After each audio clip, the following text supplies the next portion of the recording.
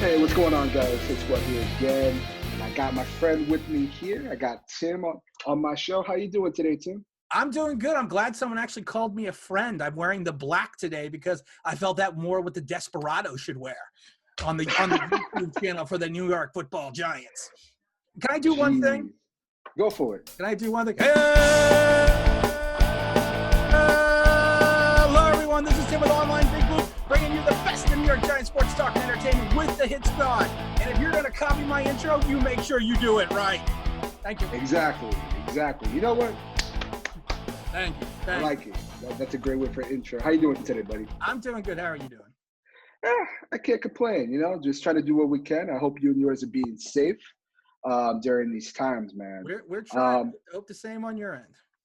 Thank you, man. I'm glad everything is good. So I know we have quite a bit to talk about today.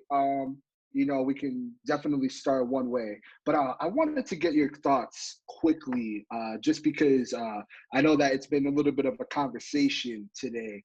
I don't know if you've seen the Brandon Marshall incident, him coming out saying that the Giants were a poor-run organization. I wanted to get your thoughts on that and your opinions to see what you thought about it. And I have a short opinion on that because it's coming from Brandon Marshall. And in some regards, he's a poorly run human being.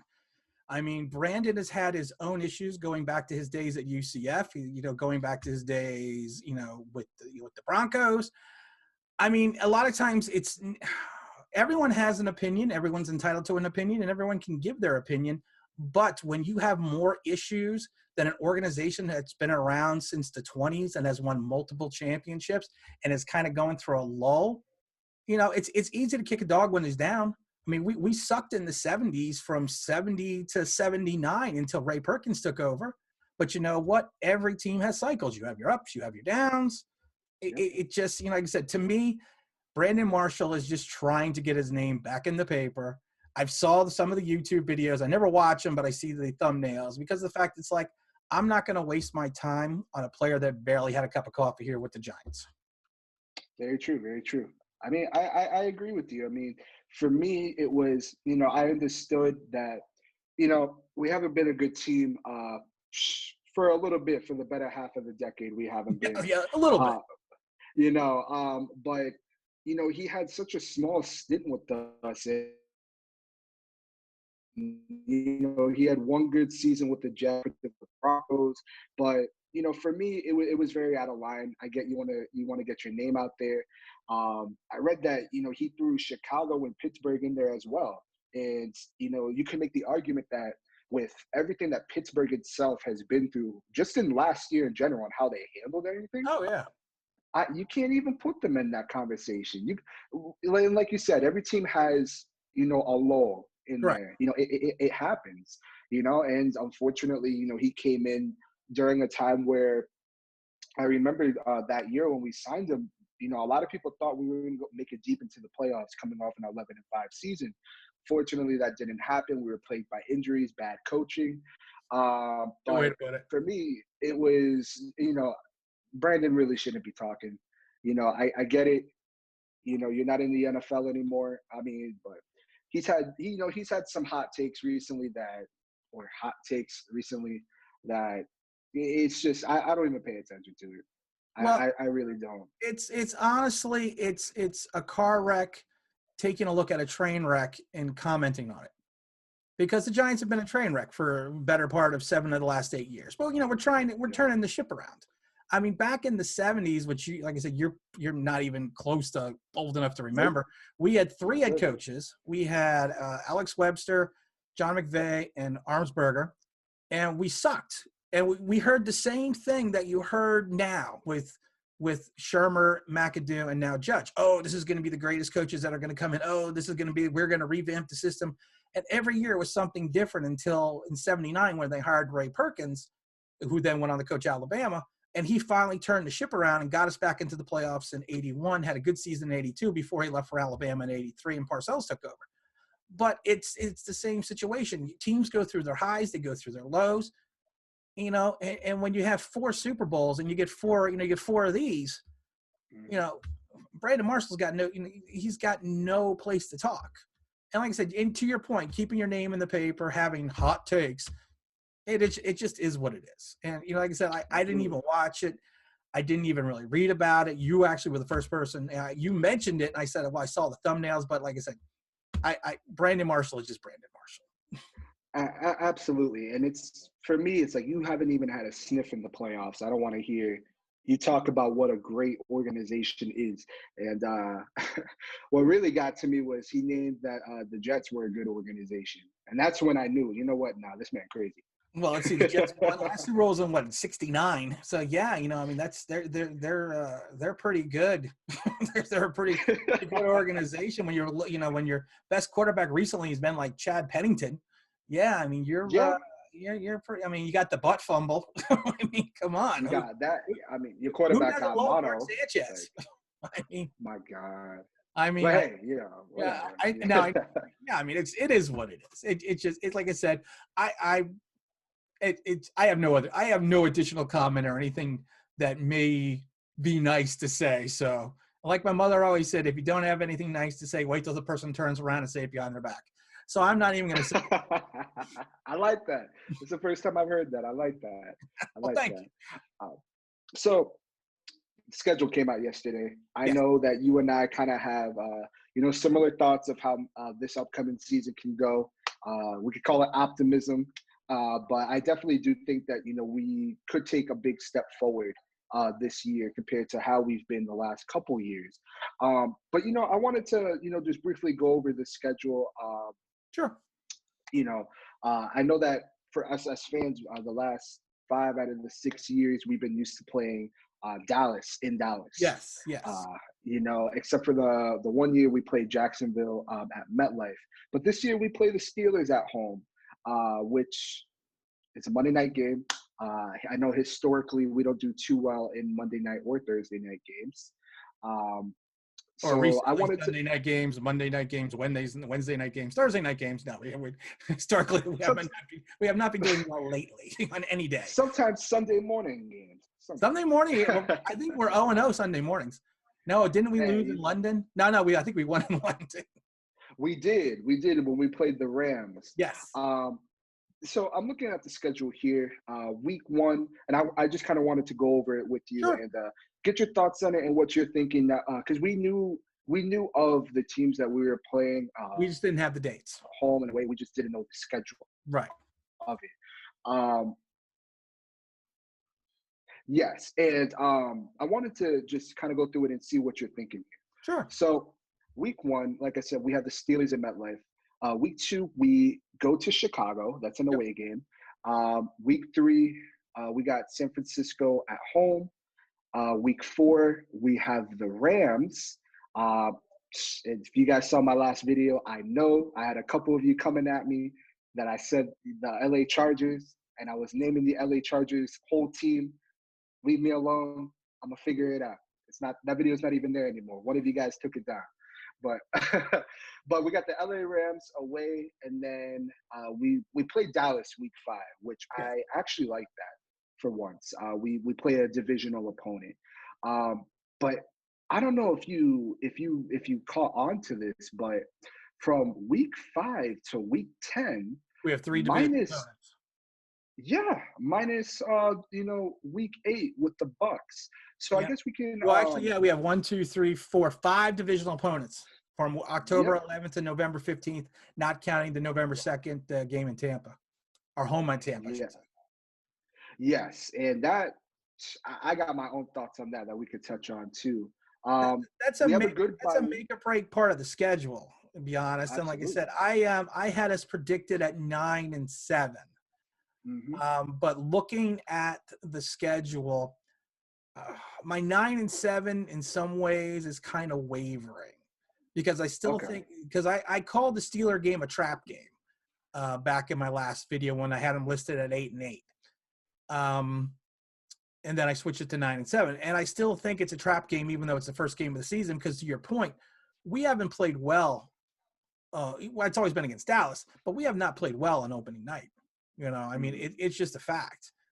I mean, and then you run into Chicago. That should be a win, but then we potentially can have 1, 2, 3 losses in a row going to San Francisco. And I know a lot of people are down on the Rams, but they still have a very tight defense, and they still have a potent offense. And I know they got rid of Gurley and everything else, but because Gurley was kind of girly and they wouldn't let him run the ball. But I mean, it potentially could, like I said, we could potentially lose. You know, if you think about it, 1, 2, 3, 4 games, 5 games going up into November 2nd, between the Chargers, the Cowboys, Washington, I marked down as a win, the Eagles away, and then Tampa. Now, Tampa, I'm not as big on Tampa and everyone else is. You got a 40-something-year-old quarterback in Tom Brady who had a bad second half of the season. You had Gronkowski coming back who can never stay healthy. Yes, you got Evans and the other kid on the other side, but it's still Tampa. And if Brady doesn't move the team, it's just not going to go. I mean, the Tampa put up their defense put up too many big points. You know, let opponents put up too many big points against them. So unless they fix the problems, I mean, I personally don't know. Yeah, and I know that they retained some players. They brought back Sue, they brought back Shaq Barrett, but I didn't see them really make too many adjustments this year, especially in free agency. You know, I know that they brought back Tom Brady, they brought back Gronk, but at the same time, Brady is up there in age. I might get a lot. From this, but I personally do think that yes, that Brady may have not had that much talent in New England, but there were games that Brady cost them. You look at the Tennessee game; his last throw was a pick six. Yeah, no, you know, Tom Brady isn't what Tom Brady was 4 years ago, and what quarterback isn't 40? But like I said, I think Tampa is. They got rid of Winston, which I think Winston is an okay pro. Like I said, Winston set the record last year for never throwing a ball out of bounds out of 500 and something passes. So, I mean, if he would actually figure it out and straighten his head on a little bit and figure out you should dump the ball sometimes, you know, he might actually have a really good professional career. So, but Tampa just didn't want to work with him at that point in time anymore. And like I said, they're relying a lot on Tom Brady being Tom Brady from 4 years ago. Tom Brady hasn't really been the same to me since the Eagles Super Bowl. Oh, and I know he won a Super Bowl after that, but he just hasn't been the same player. Absolutely. And even with I said it that even with him winning the Super Bowl the next year, I don't credit him for winning that Super Bowl. I mean, they had a really good defense. It was a low-scoring game. To me, I thought it was a really boring Super Bowl. That's just me, though. But, you know, I get that he had the key play. It was a nice throw to Rob Gronkowski, but he didn't do anything else besides that throughout the whole Super Bowl. No, it was nothing. It was nothing spectacular special. No, and, you know, and that is no hate or anything towards Tom Brady. I think he is the best quarterback of all time. But we got to look at his age. I mean, you don't expect any player to play into this age that he's playing and expect him to still retain that level of excellence that he's had. He's gonna digress. I think he'll play a little bit better than he did last year because he'll have more talent around him. But at the same time, I mean, I have Tampa winning 9 games next year. Right. That's just me. I have them winning 9 games. You know, at the end of the day, Tampa's going to be Tampa. I actually have us winning that game, to be honest with you. I really think that we would match up well with the Bucs, right. Especially with this. I feel like with this revamped offensive line, you know, I really do think that this team could take a big step forward next year that we haven't seen in quite some time with the Giants. Oh, I hope so. Like I said, I am still under the projection of 9-7. I'm not moving off that.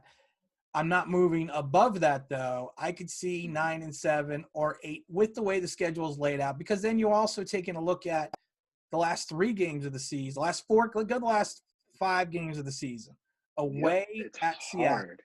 The Cardinals, which I hope we win the Cardinal game, because the Cardinal game last year was a wreck. I was at that game. That was just not even a game. That was after the bye, and not even talk about that game. We have the Cleveland game at home. I think we'll beat Cleveland, but then we have to close it out the Ravens and the Cowboys. You know, and we're at the Cowboys at home, but it's like that game could potentially be 3 losses, out of the last 5 games of the Absolutely. season. Yeah, I mean, I agree with you. I mean, I think, especially since we had the bye week at a good time, because I feel like you never want to have it too late, you never want to have it too early. We got it pretty We have late. it, yeah, we have it right after week 10, so I Yeah. think that's good. And then we play away with Cincinnati, and I think that'll be a good game as well. But you have a point. These last 5 games: Seattle, Cardinals, Browns, Ravens, Dallas. You know, just by looking at it, we could you could argue the Cardinals game. I remember watching that game last year. It was just a giant shit show. We should have You won didn't that sit in game. the rain to watch that game like we did. I mean, No, I didn't. I and was in we the comfort. stayed and we stayed till the bitter end. I And it respect that. and it I was respect bitter. It was not where we wanted to be at that point in time. that. We had a running back that I've never heard of in Chase Edmonds, looking like looking like Christian McCaffrey out there. Yeah, one good You game. know, That was it. And then what also yeah, we need to think about is between the November 8th and November 29th game, we got the Eagle game sandwiched in there. Yeah, we got the yep. Redskins and the Bengals, but then on the 15th we have the Eagles, at home. But hmm the Eagle game is never since like 2010. The Eagles game has never been really going our way. So, but No, I still project absolutely. it depends on what happens with Wentz, but I still think we'll come out of that. And then, like I said, then we go into the bye and play the Bengals. So hopefully Yes. we don't have the trap game on the 29th, because the Giants always, every season I've been watching since the 70s, the Giants always have a trap game. Always have a game Yeah. that they should win, they should blow them out, and then we lose 35-17. I And mean, yep. And it, then I don't mean to cut you off or no, no, nothing. no, no, go ahead. And then we have those games that we shouldn't win, Yep. but then we win. And then we win. You love to see it. I always tell people being a Giants fan is like it's a heart attack sometimes. It is a heart attack waiting to happen. Yeah. No, that You it know. is. So what do you think the final schedule is going to be for the G-Men? Well, I have a score at 9-7, same as you. I definitely think that 8-8 is definitely possible. And the reason why I had us 9-7 is I actually have a splitting with Dallas. Now I know that Dallas is, the favorite to win this division. I'm not really worried about Philly. I feel like they didn't really address the wide receiver position. I know that they drafted him, but Wentz can't stay healthy. He can't, and I know that they have Jalen Hurts there Well, as the well. problem I right think that's a now is good we backup didn't. addition, but I'm not really too worried about the Eagles. Well, right now the problem is also we didn't really address the wide receiver position either. Yeah, we didn't. I mean, if you We look at didn't. it, like I said, Golden Tate, he's going to be 33. Sterling Shepard's got to stay out of concussion protocol. And then we got to Mhm. turn around and hope Darius Slayton doesn't fall into the sophomore jinx or sophomore trap. And then you Mhm. hope that Ingram can slide in and pick up some time in the slot. But Or beyond stay that, you, healthy. you sign, 3, 4 free agent, undrafted free agents. And I know people going crazy about it, but it's like you didn't get drafted for a reason. And like Absolutely. I said, we've said it a million times since 95, 15% of 7th round draft choices make it their first year and contribute. And it's less Mm. for undrafted free agents. And like I said, we've said it before, for every Victor Cruz, there's 200 Travis Rudolphs we're going to have to see. So, And I Reggie mean, White Jr.'s. so we kind of have to, and I always tell people, we got to kind of look inward, because we kind of have the same situation that, our wide receivers right now, if one injury or if Golden Tate tries to get his wife pregnant again and gets popped for peds, I mean, who do we have behind us? We're gonna take Yeah. Reggie White Jr. and have him come out. So I mean, like I said, I I like mean, I yeah. like fooling with the schedule and just giving my prognostication of what it should be. But honestly, Mhm. like I said, at this point in time, I'm saying 9-7. But that could change by the third week in camp. I could look at it and go, we're going to be 4-12. So now, Oh I yeah, have a absolutely. question for you though. Yeah, yeah. Let's say the Giants go through this season, and let's say we end up 4-12.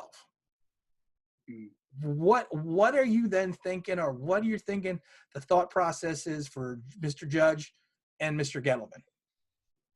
I think with Judge, we got to give it some time. This is going to be his first year. And we have a really young team as well. I know that they want to implement a certain culture here. I think we're headed in the right direction, but we got to give it some time. I know us as fans, we want it really quick. We want it this year, every I year. don't know if But real quick is a good word considering we've been waiting since we, 2000. yeah, we've been waiting quite some time. But I feel Real like quick for 10 years. I don't think we could go any slower. let's hope not. Let's definitely hope not. Um, but if we were to go 4-12, my mindset is that this is part of rebuilding. Unfortunately, where we have to figure out they're learning a whole new defensive scheme, whole new And offensive offensive scheme, scheme. Yep. and especially with how the world is right now, I'm not expecting these players to be able to build a chemistry with each other right away. If it wasn't like this, that'd be a little bit different. But these players, they have to learn. They have to get accustomed to the NFL. We have a lot of second-year players coming in. We have a lot more first-year players as well.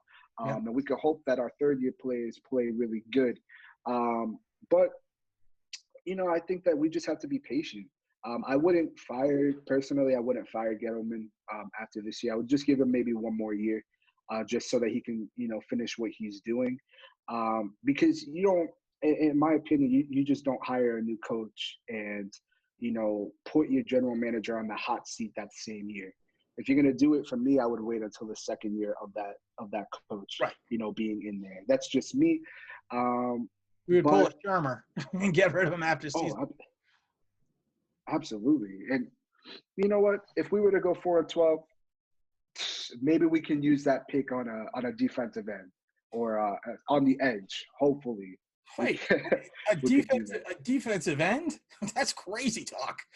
What do we need one of those for? I think we're just going to play 10 men and leave that side of the field open.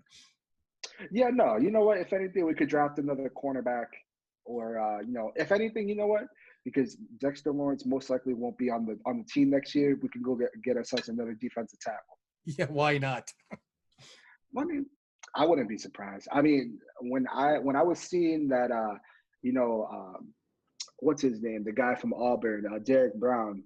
There was Yes. rumors that the Giants were looking into it. As much as I brushed it off, I still kept it in the back of my mind. I wouldn't be surprised. There would always be a possibility. Yep, I would. I wouldn't be surprised. But it same question back to you. How would you proceed with it if we did go 4-12 or even 3-13? Well, like I said, I lived through 3-12-1 with Parcells in 83. So, and like I said, that came off the heels of a fairly successful Ray Perkins. And like I said, Parcells almost got fired that year. He can't, and even George Young said it before he passed that there was so much debate over in East Rutherford about getting rid of Parcells after that first season because he just didn't seem that he was truculent with the media. He just didn't seem to be the right guy, and they finally gave him that chance. And Parcells finally said, screw it. If I'm going to do this, I'm going to do this my way. And then 84, I believe we went 9-7 and Phil Simms threw for over 4,000 yards. First time ever been done in Giant history. So I would hope that Judge being a first-year coach, if he does have that bump in the road, that he takes the Parcells approach. And because first-year coaches always listen to their staff their first year. They always listen to the experts that they bring in, and sometimes to their detriment. So I would hope he would kind of just throw that off to the wayside and say, you know what, I'm going to pull a Parcells and say, screw it. If I'm going to get fired, I'm going to get fired doing it my way. Now, I'm not saying that he's not going to try to do it his way, but sometimes, and I've seen it firsthand, sometimes coaches don't have as much leeway in certain regards. I'm not going to get into specifics because it wouldn't be right, but there are certain times coaches do not have the amount of leeway you would think in reference to upper management and ownership. So it's I would hope, like I said, if they went that way, he would just kind of turn around and say, screw it, I'm doing it my way.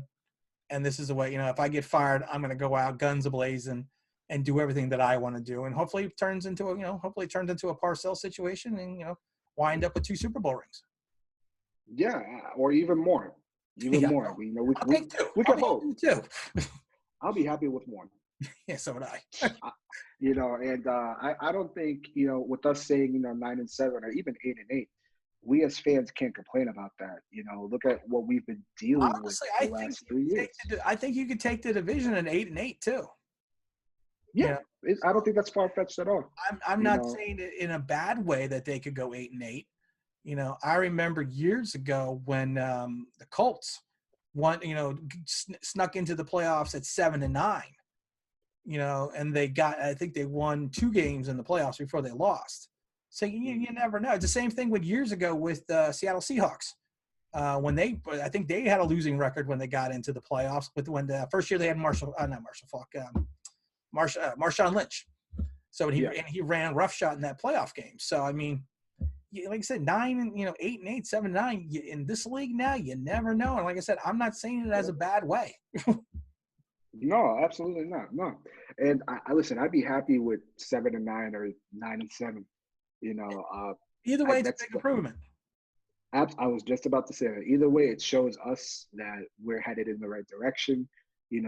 I think right now we just have to form an identity. I don't think we, as a team, have been able to figure out the identity. You have one healthy, the best running back in the game.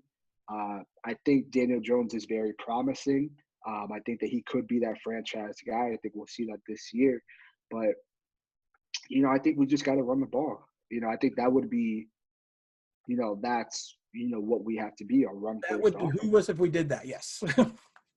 Oh, absolutely. And it's like, that's what would irritate me so much about Shermer is that, like, you had games, during his tenure that Saquon is doing really good. You take that Philly game, he's doing really, really good. Why stop that? Why go into passing? Why, like, It's Pat Shermer.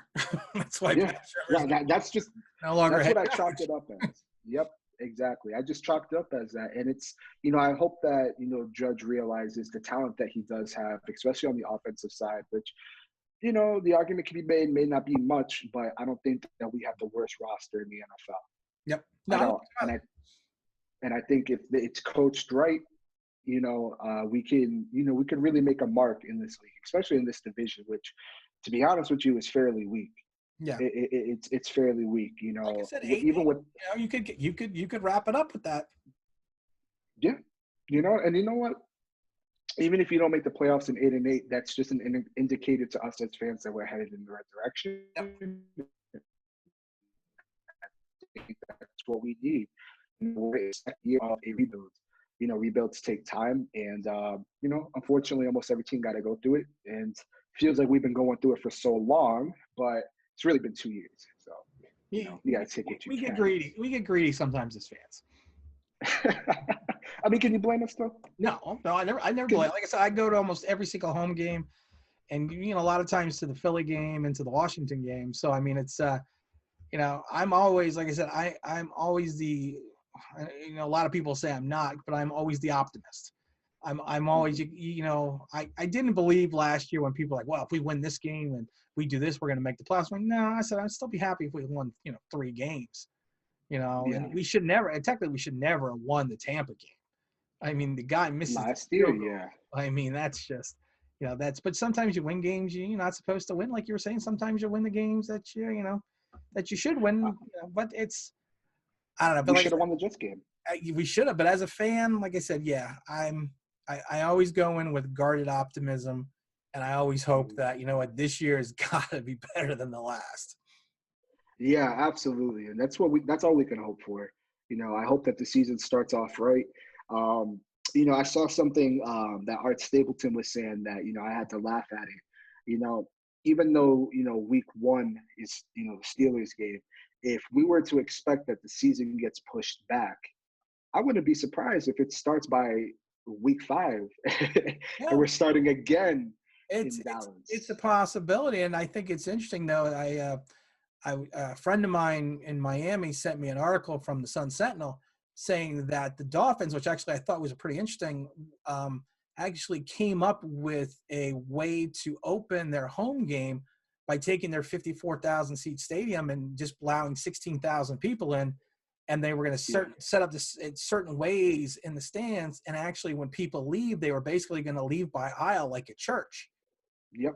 And I said, that's really interesting that, some teams are proactively trying to figure out ways to start the season September 14th. So, I Hmm. mean, I'm very curious to see exactly, I should say September. No, it's a Thursday night game. So what is it, the 11th or whatever it is? Something Um, like that. Yeah. Something like that. But like I said, I do find it interesting that teams are already trying to come up with ways to make sure the season, in some regards starts, because you know what, everyone needs some kind of release. Everyone needs something to kind of look forward to. And I think it's, just as much as the fans need it, the players need it, the coaches need it just as well. Yeah, I couldn't agree with you more, and I think that that's not a bad idea by Miami. I think that when you can cut it down to that much, and it's a big stadium Yeah. for people that live down here that have been at that stadium. It is a big stadium, Hard Rock Stadium, so they could definitely spread some people out. Oh yeah. I'm definitely interested to see how much the tickets would be, because they're gonna want to, I feel, make up that end of, because I mean, I feel like there'd be kind of a profit loss, but at the same time, not really. Yeah, but the only problem Um, is you also have to remember a lot of people pick up tickets in the secondary market. So like, that's true. Yeah, StubHub, Hot Seats, SeatGeeks, and all that. So I mean, I don't see them trying to gouge the tickets, because I also don't think they want to incur the wrath of the fan. Because let's say October 11th, you know, everything's back to normal, and you just gouged people for 6 weeks. I mean, I don't think a lot of people are going to come back and say, you took all that money from me. I'm going to give you some more now at the regular price. yeah. No, I agree. It wouldn't be smart on their end, but I think that you know they're gonna figure out a way to make sure that the season starts on time. Yeah. They're going to. If they were able to nail, and I know that this is kind of a stretch and maybe even a little bit of a reach here, but if they were able to execute how they did the drafts, I'm sure that they can execute a way on, even if at a worst case scenario the season starts and there's no fans in the stands. Yeah, like I said, the You TV know, contract alone pays the player salaries. I yeah, mean, it's not like the owners are making, merchandising, and the TV contract is what keep NFL teams up and float, up and running. And the concessions is great, the tickets are great, the luxury boxes are great, but your money is made in the TV contract. And that's just, like I said, and that's with the revenue sharing the way it is. That's just, and then, like I said, that's it just all it also is. falls under merchandising as well. That's where NFL teams make, I would say, 80-90% of their money. Yeah. No, I agree with you 100%, man. I agree. You know, but yeah, that's all I that's all I got, and I'm glad to have you on the show, man. I'm glad that we're able to speak. It's always good seeing you, man, and hearing from you, brother. Well, I really do appreciate you having me on. And like I said, I think you have a fantastic show. And Thank you. like I said, I always enjoy the opportunity to come on anywhere and speak to Giants. But like I said, I really do enjoy working with you, because like I said, I really do think you put out wonderful content, timely content. And like I said, I wish I could have the opportunity to put out more, you know, timely comments Yeah, about things like you do, which I think is fantastic. Because like I said, I think your takes are wonderful, and I really do appreciate you having me on. thank you so much. That means a lot coming from you, man. I really do appreciate that, and we'll definitely do something in the future. Try to get some other people on, work some other people, hopefully. But Good luck. again, Good luck with that. Evidently, you haven't seen my channel. you know what? At the end of the day, we're all family here, man. We all Exactly. have one thing in common, and that's the Giants. And Exactly. that's what we just got to look at. We can't just be working our way around and using our baby hands on computers. I got big enough hands. I got man hands. All right, man. Well, I appreciate you having me. Thank you, man. No problem. Thank you.